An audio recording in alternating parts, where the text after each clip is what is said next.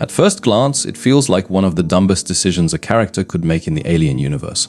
In a world where xenomorphs rip people apart in seconds, where no weapon, no strategy, no plan ever seems to stop them, why on earth would Wendy, a young hybrid who's already lost so much, choose to free one of them? That moment, tucked deep into episode 7, is more than just a shocking twist. It's the kind of choice that reframes the entire series. Because Wendy isn't simply releasing a monster, she's breaking every rule the Alien franchise has ever established about survival, loyalty, and fear. Wendy's perspective matters. We have to start with Wendy herself. She's not just another victim trapped in the nightmare. She's not even fully human anymore. She's the consciousness of Marcy hermit transplanted into a synthetic hybrid body, a child's mind in a weaponized shell. That makes her see the world differently. Where Joe and the other survivors see only death, Wendy sees possibility. For Wendy, the xenomorphs aren't faceless predators. They're beings she can speak to. Prodigy discovered that her biology allows her to communicate in their alien chittering, a language no human was ever meant to understand. And that single connection changes everything. Suddenly, these creatures aren't just monsters. To Wendy, they're lonely animals dragged into a war they never chose. And here's the thing: Wendy is still just a child, despite her synthetic body. Children see empathy where adults see danger. That's why when Joe and the others see a lethal killing machine, Wendy sees something else entirely, a misunderstood creature with no voice.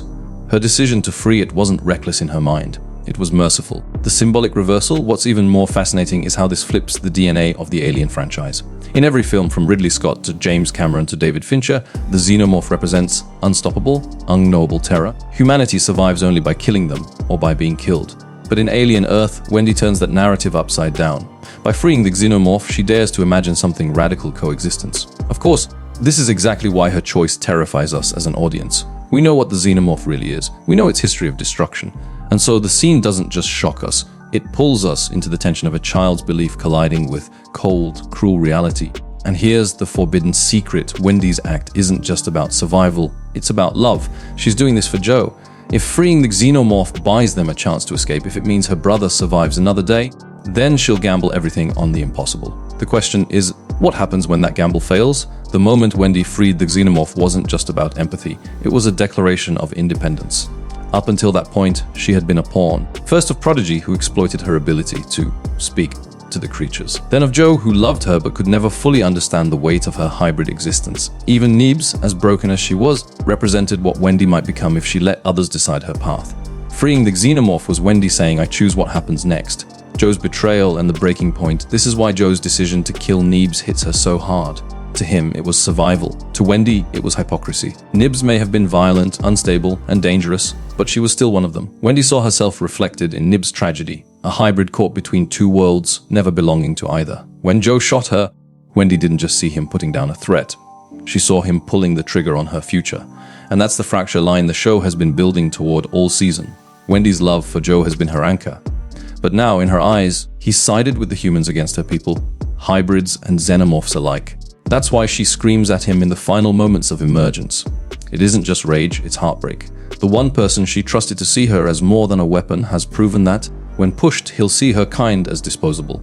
The xenomorph as symbol, not just monster. Here's the chilling part: the freed xenomorph isn't just another monster in the woods.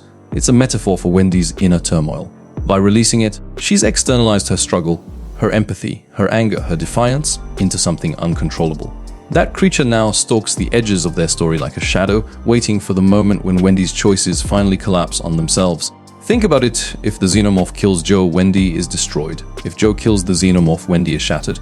Either way, the act of freeing it guarantees that her relationship with her brother cannot survive unchanged. That's the brilliance of Noah Hawley's writing. The xenomorph isn't just a monster anymore.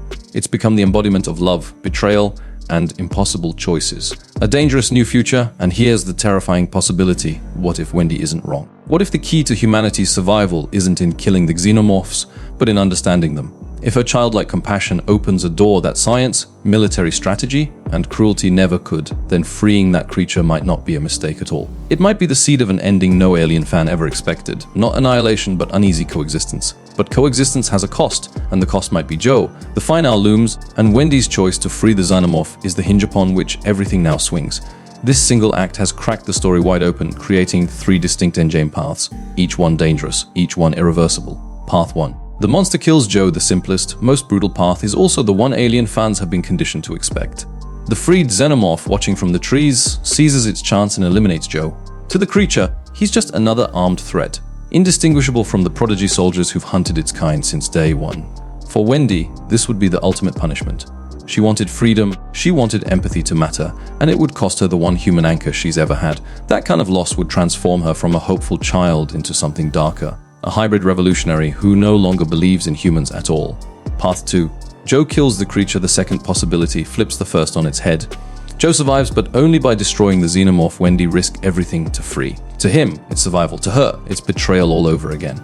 In this version, Wendy doesn't lose her brother's life. She loses his trust. Their relationship, which has carried the show since episode 1, fractures beyond repair. And in a cruel twist of irony, Wendy might end up seeking solace not in her family, but in the very monsters Joe wanted to destroy. Path 3, something new entirely, and then there's the wild card.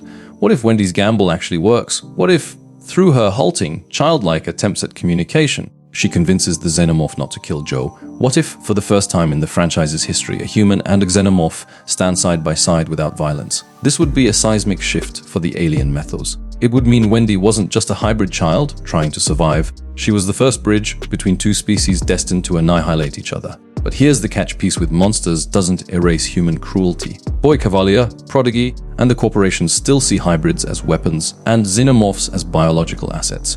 Even if Wendy pulls off the impossible and bonds her brother to her alien friend, she's painting a massive target on their backs. Coexistence may be possible, but only at a terrible cost. Why this twist matters for the franchise for decades, the Alien saga has given us one answer to the question of survival: kill the monsters before they kill you.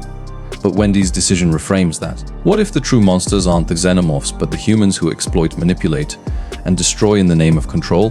What if the real danger isn't in the alien hive, but in the corporations that treat people and children as disposable? By freeing the xenomorph, Wendy didn't just complicate her bond with Joe, she cracked open the entire foundation of the franchise. Suddenly, survival isn't just about flamethrowers and pulse rifles. It's about morality, empathy, and the terrifying question, what if Ripley had been wrong? The stage is now set for Alien Earth's most explosive conclusion yet. Wendy's scream, Joe's gun, and the shadow in the woods aren't just a cliffhanger. They're the setup for a finale that could either uphold the rules of Alien or shatter them forever.